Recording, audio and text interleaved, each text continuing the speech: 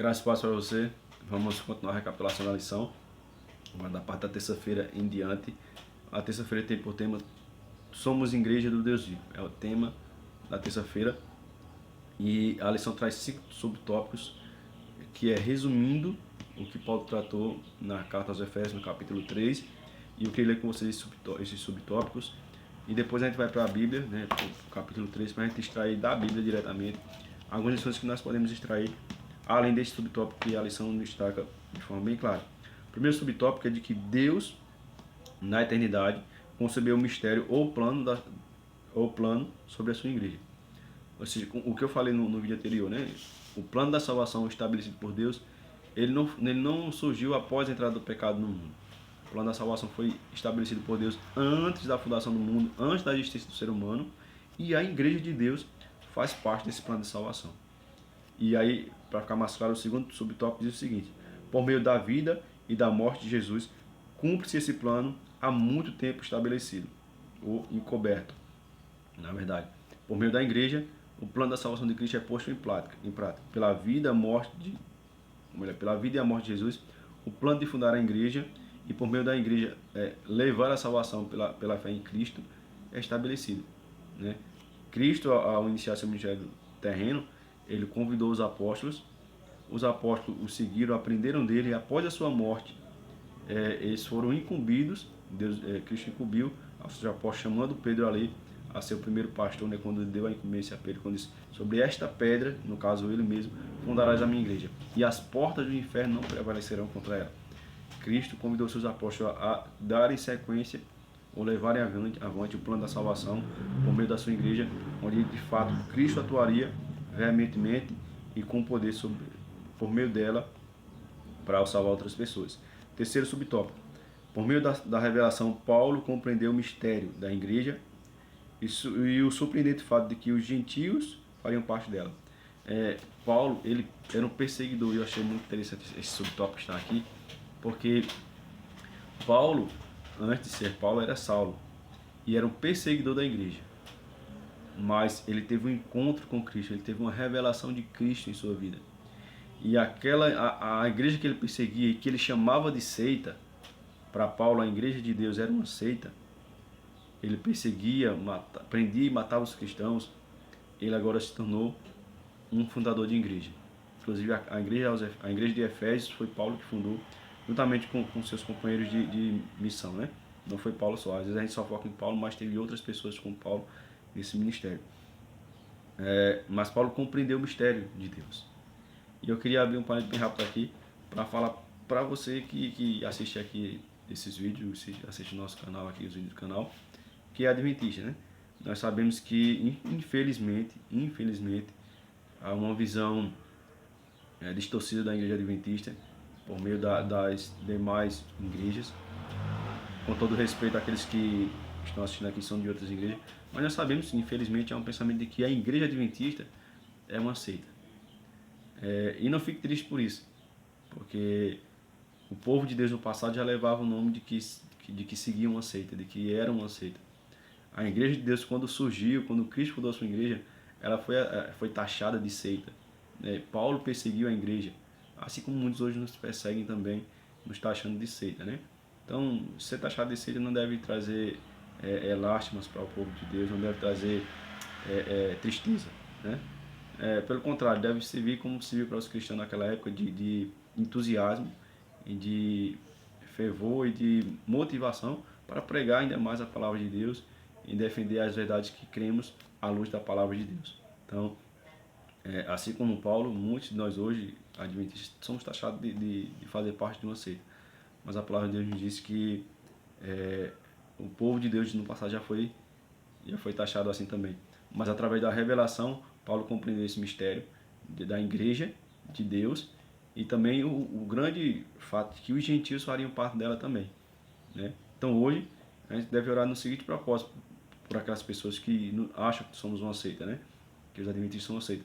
Orar para que, assim como Deus teve um encontro com Paulo, ele possa ter um encontro com o coração dessas pessoas também e revelar para essas pessoas, à luz da sua palavra, que a igreja adventista não é uma seita. Que nós somos um movimento profético. Nós somos um movimento profético levantado por Deus que temos data de nascimento, temos identidade e temos missão à luz da Bíblia. Nós nascemos no capítulo 10 de Apocalipse, a nossa identidade está no capítulo 12 e a nossa missão está no capítulo 14 de Apocalipse também. Quem sabe em um outro vídeo eu faço aqui um outro vídeo comentando sobre isso, que a Igreja Adventista, ao contrário do que muitos pensam, ela não é uma seita, ela é um movimento profético que nasceu no coração de Deus e surgiu na Terra em um momento profético específico, com uma missão profética específica a levar para todo mundo, né? Nós temos data de nascimento, identidade e missão na Bíblia. E, para fechar aqui esse parênteses bem rápido, eu não encontro em nenhuma outra igreja essas credenciais, com todo respeito aos demais, eu ressalto novamente, porque cremos na salvação de Deus a todo ser humano em todas as igrejas, desde que a sua salvação esteja centrada em Cristo. A placa de igreja não salva ninguém, deixar isso bem claro aqui, placa de igreja não salva ninguém.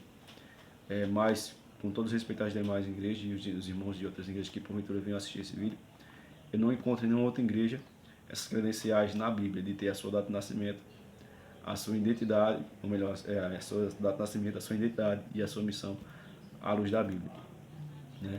E eu fico alegre, eu chego a sempre me encho de alegria quando eu comento sobre esse assunto, porque quando eu encontrei essa verdade na Bíblia, meu coração exultou, porque ser taxado de seita, principalmente para aqueles que estão iniciando na fé, chega a ser pesado. Então eu peço até a você, carinhosamente, a você que é de uma outra igreja, que porventura não conheça a fé adventista, conheça superficialmente, busque conhecer antes de taxar-nos de seita, principalmente para aqueles que estão engateando na fé. Às vezes a gente tem um irmão que está recém-batizado e aí já conta as experiências de que às vezes no trabalho, na família, é taxado de membro de uma seita, que a igreja é uma seita, que a igreja... Quando as pessoas que estão falando isso, muitas vezes nem conhecem a fé adventista, né? Então, busque conhecer primeiro, estude sobre primeiro, né? E mais um ponto, quando for estudar, busque estudar com um adventista. Não estude primeiro por conta própria, que às vezes buscando qualquer material que há na internet, que tem muita coisa boa, mas também tem muita coisa que não presta. Busque estudo com o adventista, ele vai lhe mostrar qual é a sua crença, por que ele crê naquilo, para que você possa compreender e depois você tire suas conclusões. Se é uma seita mesmo, ou se é uma igreja que prega a verdade do Evangelho. E aqui eu fecho esse parênteses e sigo aqui para o quarto subtópico, que diz assim: Paulo participou na divulgação dessas boas novas como pregador aos gentios, das insondáveis riquezas de Cristo. E Deus hoje nos convida, assim como Paulo, a ser pregadores das insondáveis riquezas de Deus em Cristo, das insondáveis misericórdias de Deus em Cristo, do privilégio que temos de ter acesso a Deus por meio de Cristo, da salvação que Cristo nos otorga na cruz do Calvário. Deus nos chama a ser pregadores, assim como Paulo. Paulo era um perseguidor, mas quando Paulo teve um encontro com Cristo e foi salvo por Cristo, pela sua misericórdia, pela sua graça, porque Paulo merecia a morte, e ele chega até a dizer em outra parte da Bíblia assim: eu falo como uma pecadora do qual eu sou o pior. Eu sou o pior. Ele fala que ele era o pior, porque ele sabia o que ele tinha feito. Ele sabia o seu passado. Mas ele sabia também que, ao aceitar a Cristo como Salvador, Deus pegou o seu passado de pecado e jogou no mar do esquecimento, e dele não se lembra nunca mais. E deu uma nova vida em Cristo. E Deus nos convida hoje também a aceitar a salvação, que Ele quer pegar a minha e a sua vida de pecado, jogar no mar do esquecimento e fazer de mim e de você um instrumento de bênção para a salvação de outras pessoas, pregando o Evangelho e levando a salvação a outros. Aceita esse chamado de Deus para a sua vida também. No quinto subtópico diz assim: como muitos conquistados por Cristo, a igreja composta de judeus e gentios torna-se conhecida, melhor, por meio, isso mesmo, conquistado, vou ler novamente, com muitos conquistados para Cristo, a igreja composta por judeus e gentios torna conhecida a multiforme sabedoria de Deus para os principados e potestades nas regiões celestiais. Ou seja, é por meio da igreja que Deus vai atuar, que Deus atua para que o seu plano de salvação seja conhecido por todos, inclusive dos principados e potestades, ou seja, dos poderes malignos no inferno. É por meio da igreja. É a menina dos olhos de Deus, é a sua igreja. E é por meio dela que Deus atua para levar a salvação de outras pessoas. E ele fala assim, o plano de unir todas as coisas em Cristo, vem pela igreja, está em andamento e o tempo desses poderes é curto. Ou seja, o plano de unir todas as coisas em Cristo, o plano final de Deus está em andamento para que Jesus volte, e o tempo desses principados e potestades, dos poderes malignos do inferno, é curto, está por acabar. Lá em Apocalipse 12, quando fala da guerra no céu entre Cristo e Satanás, onde Satanás é expulso do céu, né? Ele fala que ele vem para a terra, cheio de grande cólera, de furor, sabendo que pouco tempo lhe resta. Satanás sabe que há pouco tempo para ele e que ele é um inimigo derrotado, né? E eu acho que ainda assim ele luta ferrenhamente. E nós sabemos que somos um povo vitorioso em Cristo, que a nossa vitória é certa em Cristo. Muitas vezes estamos sempre cabisbaixo, não temos essa alegria e esse fervor de lutar como o inimigo tem. A Bíblia fala que ele está ao nosso derredor, bramindo, buscando a quem tragar. Nós deveríamos estar com a mesma alerta como ele, vigilante como ele, e sempre espreita, atento aos ataques do inimigo para que não viéssemos cair. E sendo portadores de luz para outras pessoas também. Indo para a Bíblia agora no capítulo 3, para a gente caminhar, senão vai necessitar de outro vídeo também para comentar isso ainda. E eu não quero que termine esse aqui. Para entender o capítulo 3, a gente tem que voltar um pouquinho bem rápido no capítulo 2, no versículo 11 e diante, que Paulo vai tratar sobre os gentios e os judeus são unidos pela cruz de Cristo. É o tema do versículo 1 até o versículo 22 do capítulo 2, que vai dar a introdução para o capítulo 3. Que eu vou resumir aqui bem rapidamente, tratar da união da igreja, da formação da igreja através do povo judeus e dos gentios. E Paulo fala assim, no versículo 13: mas agora em Cristo Jesus, vós que antes estavais longe, fostes aproximados pelo sangue de Cristo. A união da igreja, a formação da igreja, o perdão dos pecados é por meio do sangue de Cristo. Paulo diz assim, para vocês que estavam longe. Paulo estava escrevendo para quem? Para os Efésios. Os Efésios não eram da nação judaica, não eram judeus. Consequentemente, para os judeus, eles não eram dignos e nem merecedores da salvação e das bênçãos de Deus em suas vidas. Assim como nós hoje, à luz do pensamento judaico daquela época, não seríamos dignos da salvação em Cristo. Mas Paulo vai dizer assim, por meio do sangue de Cristo, vocês têm acesso sim. Vocês têm direito sim à salvação. E louvado seja Deus, que por meio do sangue de Jesus, eu e você temos acesso à salvação. E ele fala aqui no verso 14. Porque ele, ou seja, Jesus, é a nossa paz, o qual de ambos fez um, ou seja, de dois povos, de judeus e gentios. E gentios são todas as outras etnias, são todas as outras nações. Nós somos gentios à luz da Bíblia. De dois fez um, de judeus e gentios fez um só povo, fez a igreja. E aqui ele fala, no final do verso 14, derribando a parede de separação que estava no meio, a inimizade. A gente pode achar um pouco estranho quando a lição da Bíblia trata dessa questão de muro. Que muro foi esse que Cristo derrubou? E ele deixa claro que a inimizade, no final ele fala da inimizade. Mas Paulo estava falando para um povo que conhecia sobre muro, sobre separação. No templo de Jerusalém, lá em Israel, havia o pátio dos judeus, ou seja, tinha um templo que era onde Deus se manifestava, onde a presença de Deus era manifestada, e o povo de Israel tinha acesso a Deus naquele templo, através dos rituais que eram realizados ali, só que nem todo mundo tinha acesso ao templo. Só que tinha acesso ao templo, diretamente ao templo e aos compartimentos do templo, era o povo judeu, e mais especificamente, o povo judeu, o povão, só tinha acesso ao pátio dos judeus, ao pátio maior, que todo judeu tinha acesso. E dentro do templo só tinha acesso o sacerdote e o sumo sacerdote. Ninguém mais tinha acesso. E fora do pátio, que era uma grande área que tinha na frente do templo, tinha um muro, que salvo engano agora com cerca de 1,20 m tinha esse muro. E esse muro era um muro de separação. Era um muro em que os gentios, ou seja, o povo de fora da nação judaica, não poderia ultrapassar. Se ultrapassasse, era punido com a morte. Nenhum gentio poderia ultrapassar aquele muro. E Paulo diz assim, Cristo derrubou o muro de separação. Ou seja, nós não tínhamos acesso à salvação, nós não tínhamos acesso à presença de Deus, mas por meio de Cristo, por meio do que Cristo fez por nós na cruz, a parede foi derrubada. O véu do templo foi rasgado de alto a baixo, e nós temos agora acesso diretamente ao Pai, diretamente a Deus. Não há mais separação entre judeus e gentios, há um só povo, a igreja de Deus, que é composta de todos aqueles que aceitam a Cristo. E no verso 19 vai ficar mais claro essa verdade assim. Assim, já não sois estrangeiros e peregrinos, mas concidadãos dos santos. Sois da família de Deus, edificados sobre o fundamento dos apóstolos e dos profetas, sendo ele mesmo, Cristo Jesus, a pedra angular. Paulo está dizendo assim, agora, vocês que estavam separados, que não tinham direito à salvação, vocês agora têm acesso à salvação. Vocês agora não são mais estrangeiros, não são mais gentios. Vocês agora são da família de Deus. Isso aqui é interessante. E volta ao que eu falei no vídeo anterior sobre ser filho de Deus. É uma inverdade, se há uma inverdade, é mentira. Né? É mentira afirmar de que todo ser humano é filho de Deus. À luz da Bíblia, isso não é verdade. Só se torna filho de Deus aquele que aceita Cristo como Salvador. E Paulo deixa claro aqui no verso 19 que ao aceitar a Cristo como Salvador, nos tornamos membros da família de Deus. Somos filhos de Deus por adoção em Cristo.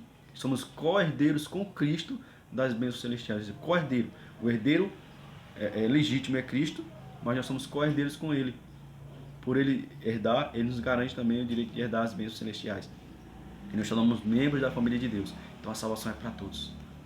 Todos aqueles que aceitam a Cristo como Salvador. E ele fala em qual o alicerce, o fundamento dessa salvação, como é que podemos ter acesso ao conhecimento sobre essa salvação. Em que deve estar fundamentada a nossa salvação. A nossa salvação deve ser uma salvação bíblica. Como eu falei também no vídeo anterior, a salvação não é questão de predestinação. Deus não predestinou um para a salvação e outro para a perdição. Deus predestinou todos para a salvação. E para ter esse conhecimento da salvação à luz da Bíblia, eu tenho que estudar toda a Bíblia. O fundamento dos apóstolos e dos profetas, qual Cristo é a pedra angular. Quando fala do fundamento de apóstolos e profetas, significa que os profetas, o fundamento dos profetas é a Bíblia do Antigo Testamento, de Gênesis a Malaquias. E quando fala do fundamento dos apóstolos, está representando aqui a Bíblia de Mateus a Apocalipse. Ou seja, toda a Bíblia, é em toda a Bíblia que eu devo fundamentar a minha fé e a minha salvação, naquilo que toda a Bíblia me ensina. E não apenas uma parte isolada, porque há aqueles que pregam que o Antigo Testamento foi abolido por Cristo na cruz. Há aqueles que pregam que só alguma parte, alguns pontos do Antigo Testamento nós devemos estudar e aplicar. E há outros que dizem só o Novo Testamento está em vigência. Só isso, só não é toda a Bíblia. Martin Lutero compreendeu bem isso. Um dos princípios da reforma protestante foi sola escritura, ou só as escrituras, como única regra de fé e prática do cristão. Entendendo que Cristo é a pedra angular, ou seja, a salvação está centrada em Cristo. Foi por Cristo, por meio de Cristo e para Cristo a nossa salvação. Para a gente encerrar aqui, partir para a parte da quarta-feira, para a gente caminhar para o vídeo não ficar tão longo. Irmãos, nós falamos muito, hoje em dia está na moda falar sobre inclusão. E nada contra a inclusão, nós devemos sim praticar a inclusão. A inclusão é muito importante na sociedade para ser uma sociedade mais justa. A inclusão de pessoas com deficiências físicas, a inclusão de pessoas com cor de pele diferente, que há essa divisão infelizmente no nosso meio, mas tem que ter inclusão. E se fala muito de inclusão. E eu queria falar uma verdade para você, eu queria que você prestasse muita atenção nessa frase. Que é maravilhosa entender isso. A cruz de Cristo é o maior ato de inclusão já visto. A cruz de Cristo é o maior ato de inclusão da história. Através da cruz de Cristo, ou por meio da cruz de Cristo, todos temos acesso à salvação. E todos obtemos o direito, por meio de Cristo, de fazer parte da família de Deus. Que ato maior de inclusão do que essa? De ter o direito a fazer parte da família de Deus. Então, a cruz de Cristo é o maior ato de inclusão da história. Na parte da quarta-feira, unidade da fé. E a Bíblia, a lição nos convida a estudar o capítulo 4. E eu queria ler com vocês do versículo 1 até o versículo 5, ou melhor, até o versículo 6 do capítulo 4, para a gente entender. Vou tentar ser breve, para a gente não ficar longo aqui no comentário. Diz assim a Bíblia, capítulo 4, versículo 1 até o 6. Rogo-vos, pois, eu, prisioneiro no Senhor, que andeis de modo digno à vocação que fostes chamados. O primeiro versículo já nos traz uma verdade maravilhosa e que muitas vezes é colocado de lado por muitos de nós. Paulo diz que nós devemos andar de modo digno à vocação que fomos chamados. E para que nós fomos chamados? Para que nós fomos chamados? No capítulo 1 nós lemos sobre para que nós fomos chamados. No final do versículo 4 do capítulo 1, Paulo diz assim: assim como nos escolheu nele antes da fundação do mundo para sermos santos e irrepreensíveis perante ele em amor. Para que nós fomos chamados? Para sermos santos e irrepreensíveis. Santo significa separado. Separado do mundo. Separado para um propósito santo. Então nós devemos andar de forma digna da vocação que somos chamados. Andar em santidade, em santificação. E muitas vezes nós temos desleixado nesse quesito. Andamos de qualquer forma. Nosso comportamento, nossos gostos musicais, nossa diversão, nosso entretenimento, as nossas vestimentas, o nosso linguajar está igual ao do mundo. Não há diferença. E Deus nos convida. Paulo diz assim: eu rogo a vocês que vocês vivam de modo digno. Paulo está fazendo uma súplica aos Efésios. E Deus nos faz essa súplica hoje também. Filhinhos, eu rogo a vocês que andem de modo digno, andem em santidade. Andem em santidade. Porque ele próprio diz: sede santo, porque eu sou santo.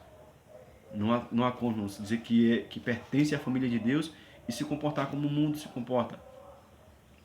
Não há como. Temos um padrão.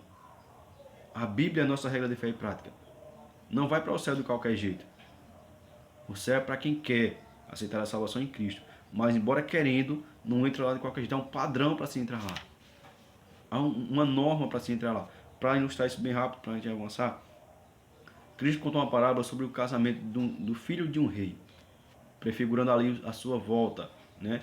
As bodas de Jesus, né? Na Canaã celestial. E ele fala que muitos foram convidados e muitos rejeitaram esse convite. Ou seja, a salvação é para quem aceita e a perdição para quem rejeita. Mas ele diz que entre aqueles que aceitaram o convite para fazer parte daquela boda, daquele casamento, quando o rei saiu a cumprimentar os convidados que tinham ido à festa de casamento do seu filho, ele percebeu que no meio dos convidados tinha um que não trajava veste nupcial, que não estava vestido de forma adequada. E ele chegou e disse assim: ei, como é que você está aqui se você não está vestido a caráter? Se você não está no padrão que se existe para estar nessa festa? Como é que você entrou aqui?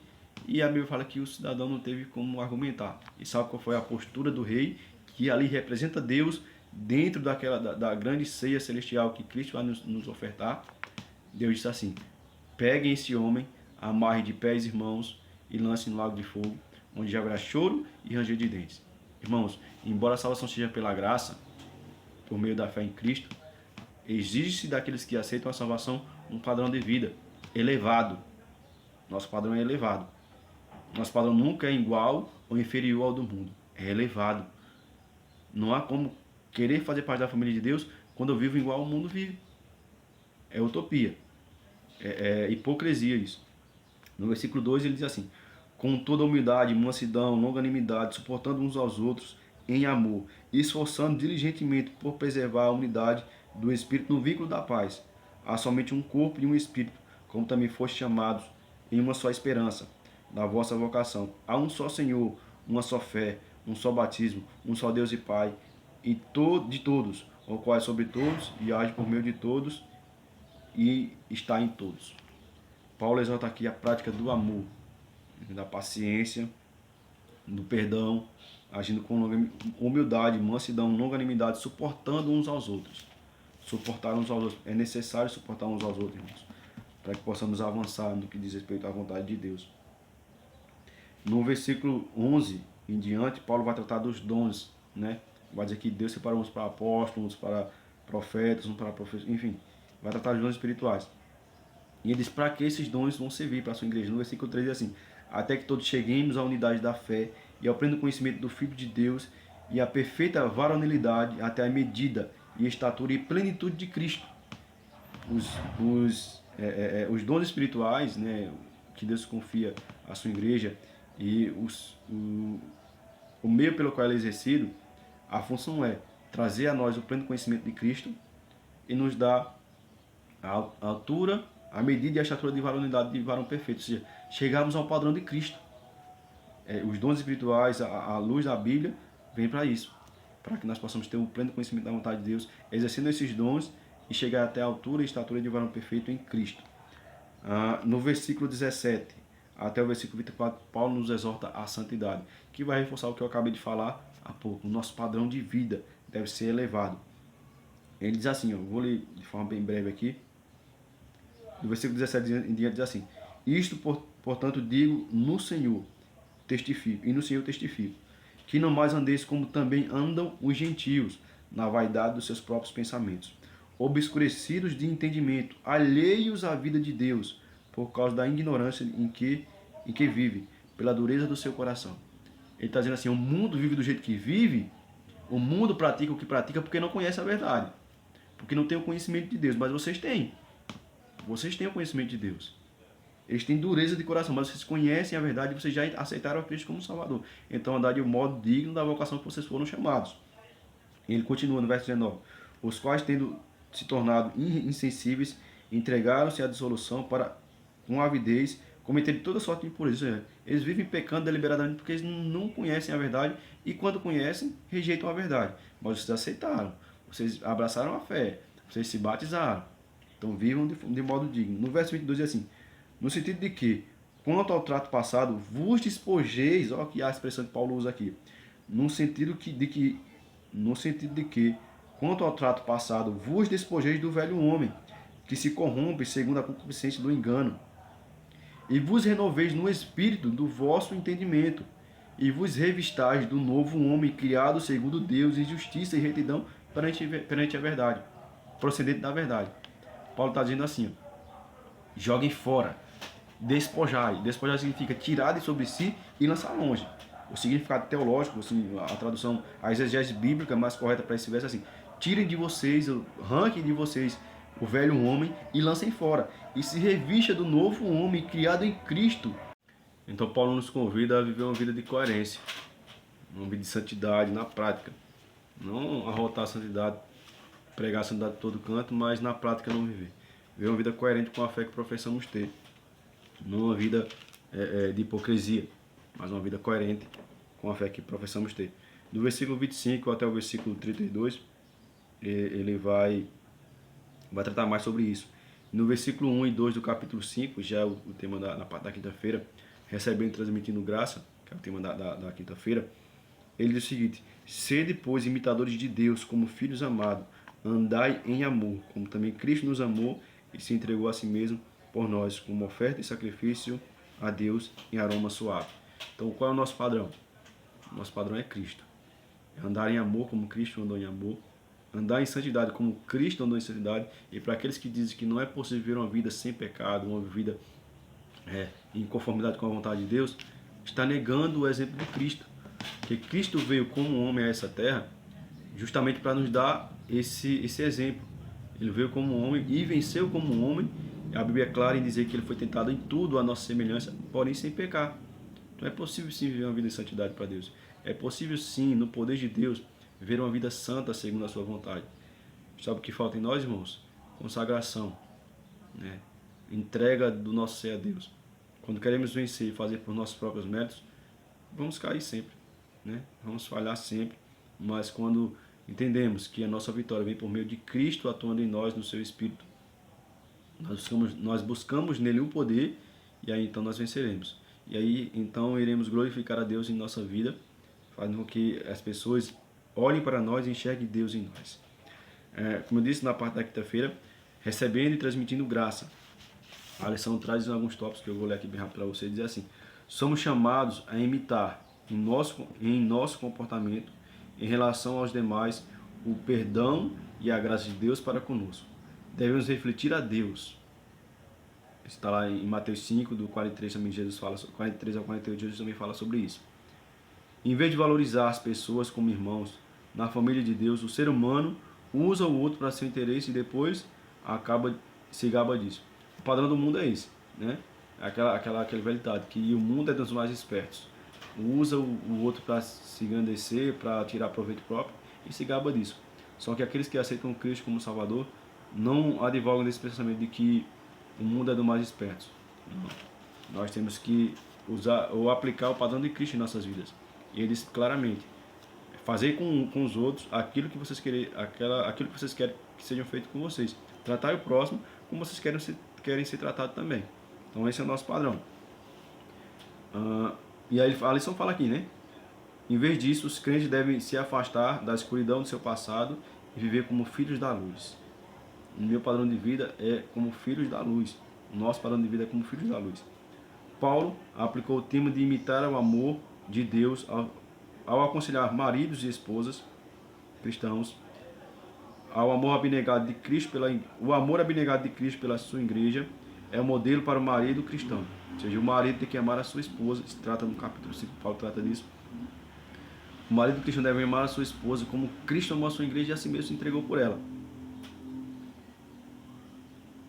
Em vez de usar o dom dos cristãos, ou melhor, em vez de usar o dom da sensualidade humana de forma pervertida e egoísta, o marido e esposa cristãos se concentram em valorizar e estimar um ao outro, tornando-se uma só carne.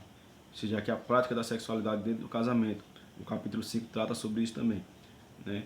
O matrimônio, o leito matrimonial é sagrado dentro de Deus, então deve ser exercido com sabedoria e dentro do que é permitido no leito conjugal.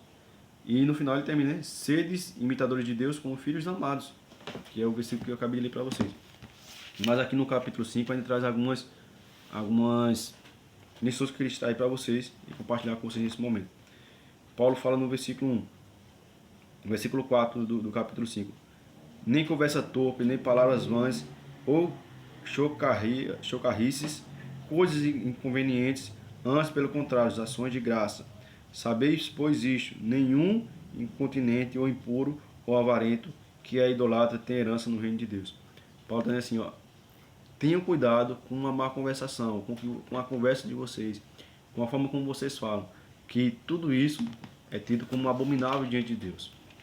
E Deus disso não se agrada. E no versículo 22 até o versículo 33, ele vai tratar da questão de marido e esposa, o relacionamento ali entre marido e esposa. E voltando atrás um pouquinho, no versículo 14, Paulo diz assim, deixa eu achar aqui, versículo 14, pelo que diz, desperta, ó tu que dormes, levanta-te dentre os mortos, e Cristo te iluminará. Convite, concluindo aqui a parte da quinta-feira, o convite de Deus para a nossa vida é, desperta, ó tu que dormes, levanta-te dentre os mortos, e Cristo te iluminará. Temos que despertar do sono espiritual do qual estamos vivendo. E Cristo nos iluminará para refletir a sua glória e o seu caráter para o mundo. Quando nos dispormos a ir por Ele, a viver por Ele, a viver o padrão que Ele exige de mim e de você, Ele vai nos iluminar e iremos refletir a sua glória. Cristo é o sol da justiça. E nós somos a luz do mundo que refletimos a sua glória. Amém? Na parte da sexta-feira, que é o estudo adicional, eu vou ler só alguns trechos aqui para você bem rápido, que trata sobre o capítulo 6 de Efésios, que a gente já tratou a semana passada, e eu não vou me deter muito, porque a gente já tratou 2 semanas sobre o capítulo 6. A penúltima semana e a última semana que passou agora, a gente tratou sobre o capítulo 6, que trata sobre a armadura de Deus.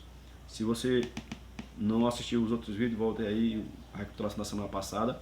A gente teve uma recapitulação da semana passada só sobre a armadura de Deus, os elementos da armadura de Deus, que compõem o capítulo 6 de Efésios. Mas aqui na lição, os pontos que eu queria compartilhar com vocês são o seguinte. Paulo entrou no campo de batalha do grande conflito e nos chamou para nos alistarmos no exército de Deus. Estamos em um grande conflito. Paulo entrou nessa batalha, ele tomou posse da armadura de Deus, se alistou no exército de Deus e batalhou nessa guerra, nessa batalha cósmica. Ele convida a mim e a você a nos alistarmos no exército de Deus e guerrear essa luta também.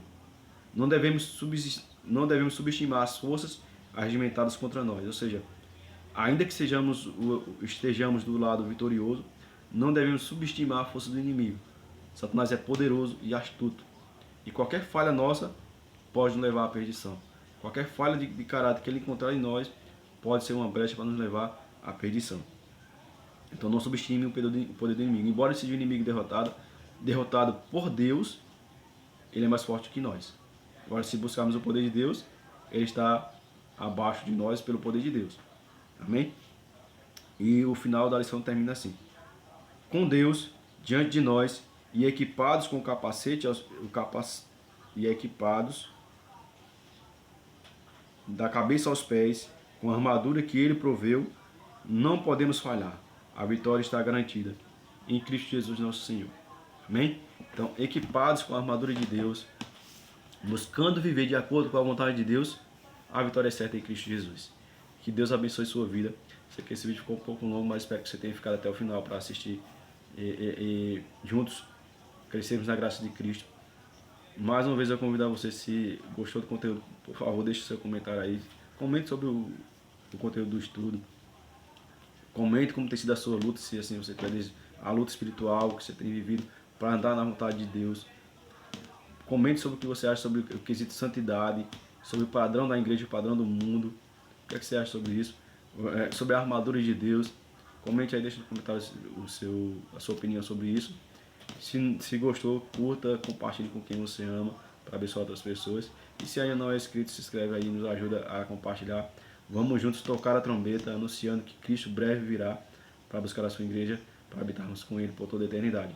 Que Deus abençoe a sua vida e até o próximo vídeo.